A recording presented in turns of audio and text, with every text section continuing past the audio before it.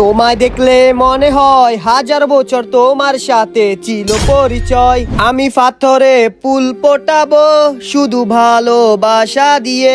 আর কয়বার বলবো আমি যে বিবাহিত? আমাকে বিরক্ত করা বন্ধ করেন। কথা যদি হয় ছেড়ে দেওয়ার, তাহলে সবকিছু ছেড়ে দিতে রাজি আছি, কিন্তু তোমাকে না।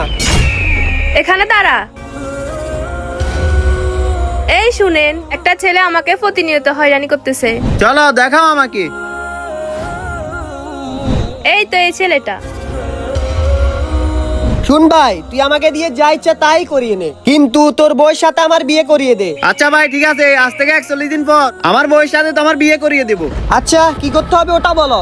তোমাকে 41 দিন টানা 5 ওয়াক্ত নামাজ পড়তে হবে। আরে শুধু এতটুকু কথা? আচ্ছা ঠিক আছে, তোমার সাথে 41 দিন পর দেখা হচ্ছে। আরে আপনার কি মাথা খারাপ হয়ে গেছে? ও যদি 41 দিন নামাজ পড়ে, আপনি কি আমার সাথে ওর বিবাহ করা দিবেন? আগে 41 দিন যাক, তারপর দেখা যাবে। এখন চলো। আরে এটাই তো ওই ছেলেটা। আচ্ছা আমি গিয়ে ওনাকে ডেকে আনি।